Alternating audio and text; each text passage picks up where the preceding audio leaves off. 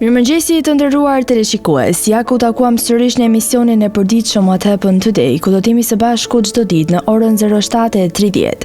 Data sot shënon 13 tetor dhe kemi përgatitur për ju disa informacione me ngjarjet më të rëndësishme të ditës, të cilat ju ftoj që t'i ndiqni.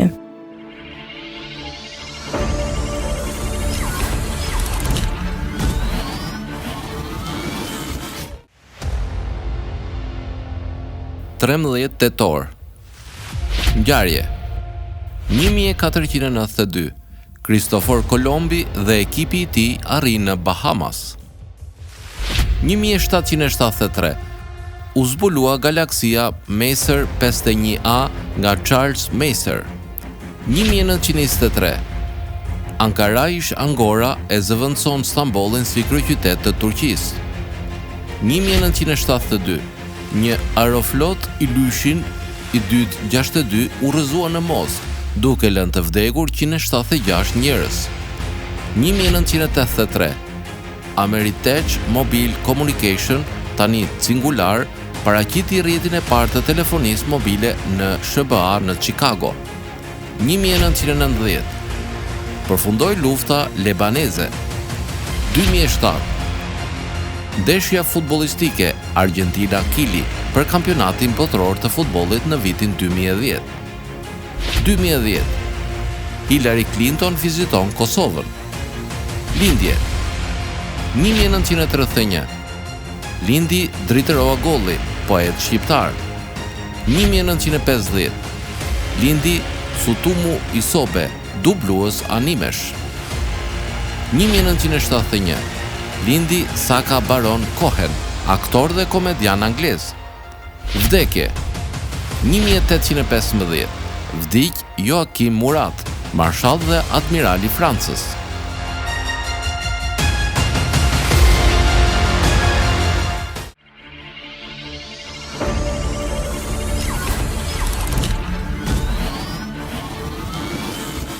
Ndërkohë kemi përgatitur për ju biografinë e Kristofor Kolombit, i cili ishte një hulumtues dhe tregtar, i cili kaloi pari Oqeanin Atlantik dhe zbuloi pari Amerikën në vitin 1942. Për më tepër informacion, ju ftoj të ndiqni materialin e përgatitur. Kristofor Kolombi ishte një hulumtues dhe tregtar i cili kaloi pari Oqeanin Atlantik dhe zbuloi Amerikën në vitin 1492 nën flamurin e Kastilës, Spanjë. Ai mendonte se toka është relativisht e vogël dhe se mundet me anije të arrijë deri në lindje të largët, duke lundruar në drejtim të perëndimit. Vlerësimi i tij i gabuar rreth madhësisë së tokës shkaktoi edhe në llogaritjen e rezervave ushqimore dhe të pijeve për një rrugë kaq të gjatë, vlerësimi i cili ka mundur të shkaktojë edhe dështimin e ekspeditës së tij, por për fat të mirë në rrugë e pengoi e papritura për atë kohë kontinenti i panjohur, Amerika. Prapse prap Kolombi vdiq duke menduar se ka zbuluar rrugën për në Indi dhe jo kontinentin e ri, Amerikën, kur më vonë e vërtetoi Amerigo Vespucci, sipas të cilit edhe e mori emrin ky kontinent. Gjatë një stuhie të dhunshme në udhëtimin e tij të parë të kthimit, Kolombi, atëherë 41 vjeç, pësoi një sulm të asaj që besoi në atë kohë një përdhes. Në vitet pasuese, ai u mundua me atë që mendoi të ishte grip dhe ethe të tjera, gjakderdhjen nga syt, verbëri e përkohshme dhe sulme të zgjatura të përdhesit. Sulmet u rritën në kohë zgjatje dhe ashpërsi, donjëherë duke e lënë Kolombin të shtrirë në shtrat për muaj me radhë dhe arriti kulmin në vdekjen e tij 14 vjet më vonë. Bazuar në stilin e jetës së Kolombit dhe simptomat e përshkuara, mjekët modern dyshojnë se ai vuante nga artriti reaktiv në vend të përdhesit. Artriti reaktiv është një inflamacion i përbashkët i shkaktuar nga infeksione bakteriale të zorrve ose pasmarrjes së sëmundjeve të saktuara seksualisht të transmetueshme, kryesisht klamidia ose gonorrea. Duket e mundshme që Kolombi të fitoj artrit reaktiv nga helmimi i ushqimit në një nga udhëtimet e tij në oqean për shkak të higjienës së dobët dhe përgatitjes së pahishme të ushqimit, shkruan Dr. Frank C. Arnett, një reumatolog dhe profesor i mjekësisë së brendshme, patologjisë dhe mjekësisë laboratorike Universiteti i Shkollës Mjekësore të Teksasit në Houston. Më 20 maj 1506, në moshën 54 vjeç, Kolombi vdiq në Valladolid, Spanjë. Tani do të kalojmë në rubrikën Kuriozitete, ku sot do të flasim për shpikjen e letrës. A i dini fillimet e përdorimit të letrës në shoqëri? Mundohuni ta imagjinoni jetën pa letër. Dhe në këtë epokë të postës elektronike dhe librave digital, letra është rreth nesh, çanta për blerje, paraletre, dëftesa në dyqane, kuti drithi, letër higjienike dhe të tjerë. Ne përdorim letër në shumë mënyra çdo ditë. Pra, nga ka ardhur ky material i mrekullueshëm e gjithanshëm. Sipas burimeve historike të lashta kineze, një eunuq i gjykatës me emrin Cailun paraqiti letrën e sapo krijuar tek perandori Hedi i dinastisë Han Lindoren në vitin 105 të erës sonë. Historiani Fan Hua regjistroi këtë version të ngjarjeve, por gjetjet arkeologjike nga Kina perëndimore dhe Tibeti sugjerojnë se letra u zbulua shekuj më parë. Mostrat e letrës janë edhe më të lashta, disa prej tyre datojnë në vitin 200 para erës sonë, janë zbuluar në qytetet e lashta të rrugës së Mëndafshit të Dunhuang dhe Khotan, edhe në Tibet. Klima e thatë në këto vende lejoi që letra të mbijetonte deri në 2000 vite pa u dekompozuar plotësisht. Çuditërisht, disa prej këtyre dokumenteve kanë dhe shenja boje mbi të, duke dëshmuar se boja gjithashtu është shpikur shumë më herët sa thoshin historianët. Natyrisht, njerëzit në vende të ndryshme anë mbi botës filluan të shkruanin shumë kohë përpara shpikjes së letrës. Materiale si lëvorja, mëndafshi, druri dhe lëkura funksiononin në mënyrë të ngjashme me letrën, por edhe ato ishin shumë më të shtrenjta ose më të rënda. Në Kinë shumë vepra të hershme u regjistruan dhe shërita të gjatë bambujit, të cilat pastaj u lidhen me shëritat për lëkura ose vargjet në libra. Njerëzit në mbar botën gjithashtu gdhendën shënime shumë të rëndësishme në gur ose në kock, ose shtypnin pullat me argjiren e lagësh dhe pastaj u thanë dhe gjuanin tableta për të ruajtur fjalët e tyre. Sidoqoftë, shkrimi kërkonte një material që ishte i lirë dhe i lehtë për të bërë në të vërtetë kudo. Letra i përshtatet faturës në mënyrë të përsosur. Prodhuesit e hershëm të letrës në Kinë përdorën fibra kërpi, të cilat ngjyheshin në ujë dhe u përplasën me një çekiç të madh prej druri. Rrjedhja rezultuese pastaj u derdh mbi një myk horizontal. Rroba e endur lirisht me një kornizë prej bambuje lejoi që uji të dalë nga fundi ose të zhduket, duke lënë prapa një fletë të shisht letre të thatë kërp fiber. Me kalimin e kohës, prodhuesit e letrave filluan të përdorin materiale të tjera në produktin e tyre, duke përfshirë bambun, manin dhe lloje të tjera të lera të pemëve. Ata kanë letër për dokumente zyrtare me një substancë të verdhë, një ngjyrë perandorake, e cila kishte përfitimin e shtuar të rebelimit të insekteve që mund të kishin shkatruar letrën. Një nga formatet më të zakonshme për letrën e hershme ishte rrotullimi. Disa copa të gjata letre u ngjitën së bashku për të formuar një shirit, i cili më pas u mbështjell me një rul druri. Fundi tjetër i letrës është i lidhur me një kunj të hollë prej druri me një copë kordoni mëndafshi në mes të lidhjes dhe rrotullimit. Nga pika e origjinës në Kinë, ideja dhe teknologjia e blerjes së letrës u përhap në të gjithë Azinë. Në vitet 500 të erës tonë, artizanët në Gadishullin korean filluan të prodhonin letër duke përdorur shumë materiale të njëjta si prodhuesit e letrave kineze. Koreanët gjithashtu përdorin kashtë, oriz dhe algadeti, duke zgjeruar llojet e fibrave në dispozicion për prodhimin e letrës. Ky adoptim i hershëm i letrës nxiti dhe risit koreane në shtyp. Lloji i lëvizshëm metalik u shpik në vitin 1234 të erës sonë në Gadishull.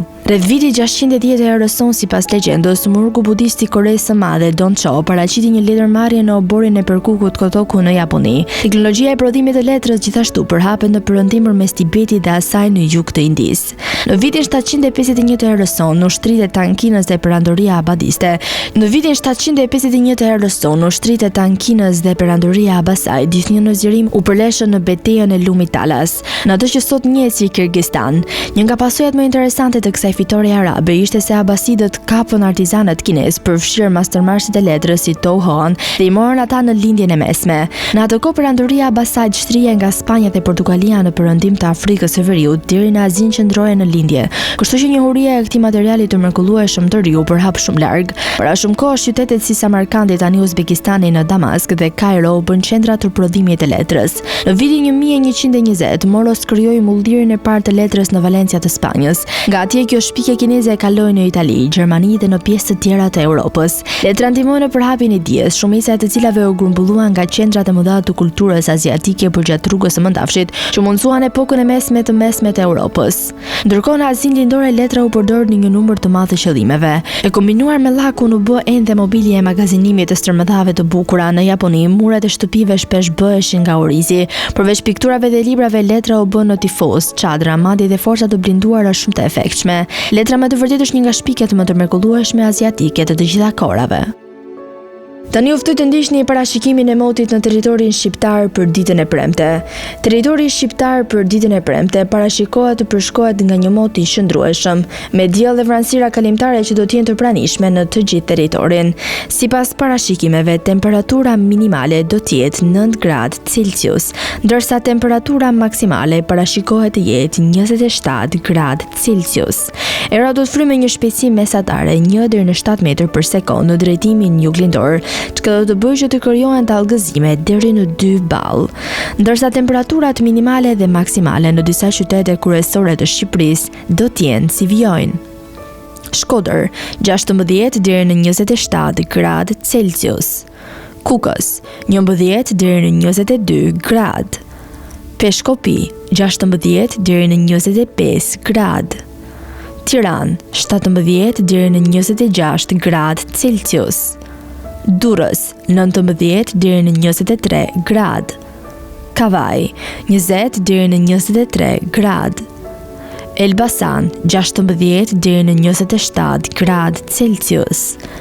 Berat 16 deri në 25 gradë. Korç 9 deri në 21 gradë. Vlorë 19 deri në 24 gradë. Gjirokastër 14 deri në 25 gradë. Sarand 16 deri në 22 gradë Celsius. Tani u ftoj të ndiqni parashikimin e motit në territorin e Kosovës për ditën e premte.